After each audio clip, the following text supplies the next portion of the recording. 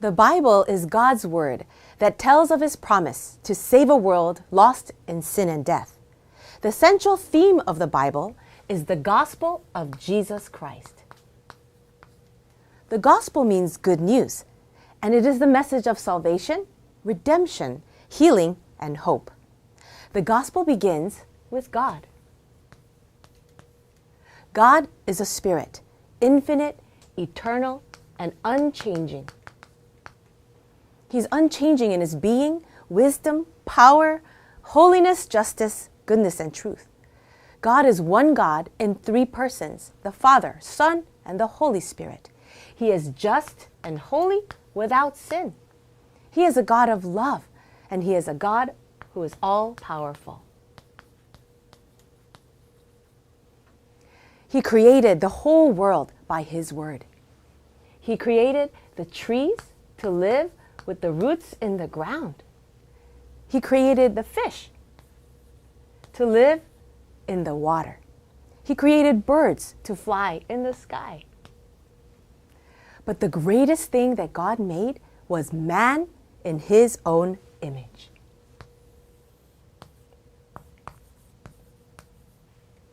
In Genesis 1:27, it says that God made man in his own image. We have the image of God in us. This is who we really are, so that we might be with him. We have the mark of God within us. We carry his signature in the DNA of every cell of our body. We were made to know him, love him, obey him, worship him, and glorify him with our lives. We are truly happy and at peace when we are with God. Now, the first people, Adam and Eve, were given the blessing to multiply and rule over the earth. They were placed in the Garden of Eden to care for it and enjoy tremendous power and freedom.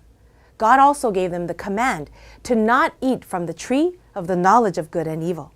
This was the covenant of creation. Man will enjoy eternal blessings and eternal life when he remains in fellowship with God, in perfect righteousness, because God has no sin and he is perfectly righteous. But something happened to destroy this beautiful and perfect relationship with God. In Genesis 3, we see the fall of man. Satan, the enemy of God, entered into the serpent and tempted Eve to disobey God's command. He tempted Adam and Eve to disbelieve in God's promise and to desire independence from God. They lacked nothing when they were with fellowship, but with their Maker, but the devil lied and said, "You will be like God." Adam and Eve separated from God when they sinned against him. Now, the Bible says in Romans 3:23, "For all have sinned and fall short of the glory of God." This sin leads to death. And in Romans 6:23, it says, "The wages of sin is death." The sin of Adam and Eve was a cosmic event which brought about all the curses and suffering in the world. From this moment on, all mankind is now under the control and authority of Satan.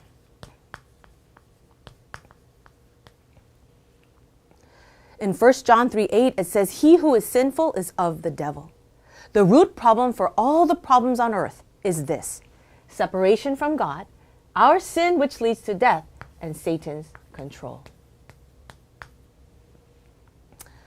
All the suffering and curses we experience are the results of this sin. So what are some of the problems that we see?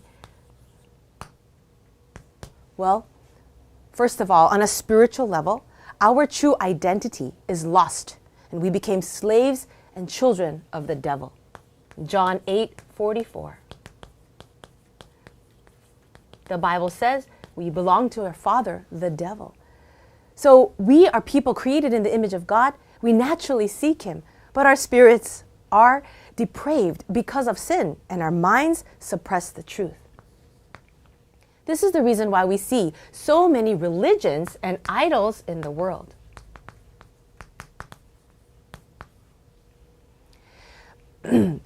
This is the evidence that we are spiritual people, seeking to fill the spiritual void in our lives. Everything we love and live for, if it is not the God that we have been created by, it is an idol. 1 Corinthians 10:20 says that all of our sacrifices, rituals, and efforts are actually being offered to demons and not to God. No wonder we suffer emotionally and mentally. Even with a loving family, enough money, success, or stability, we cannot solve the issues of our heart. There are so many hurtful memories and childhood scars that are buried there. Jesus said in Matthew 11:28, "Come to me, all you who are weary and heavy burdened, and I will give you rest."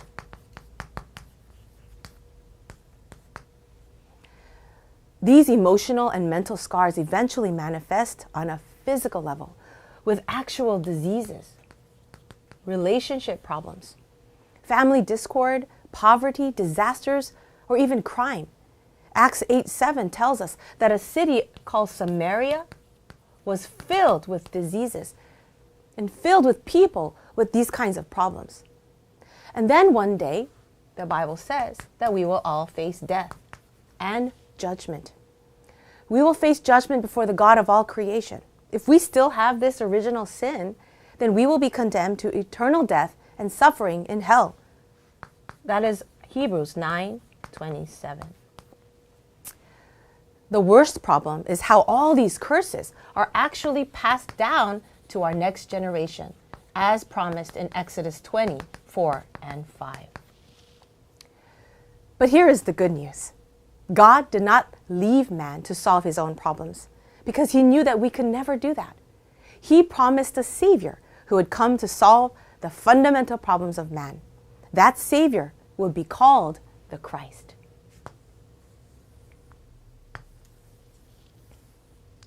The Christ means anointed one. Anointed one means the one that God has chosen, the one that will be sent to save all mankind and do what Adam could not do. This Christ, the work of Christ, was done by Jesus. Who is Jesus? Well, Jesus is the Son of God. He came into the world 2,000 years ago as the true prophet. What does that mean? That means he has no sin. He came as the Son of God to perfectly fulfill the law for us. John 14:6 says, "I am the way, the truth, and the life. No one comes to the Father except through me."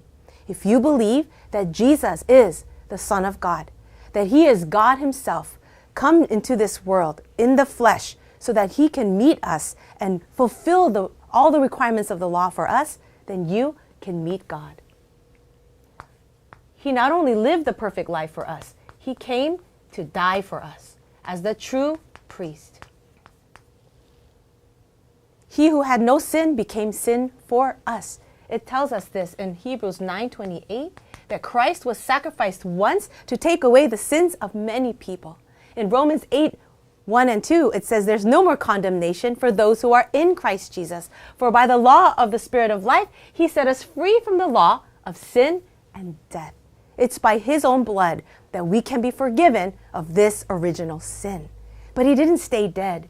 After 3 days, he rose again with all authority over sin, death, and hell. When he rose again, he proved that he had the authority as the true king. 1 John 3:8 says this, "The reason why the Son of Man came was to destroy the work of the devil."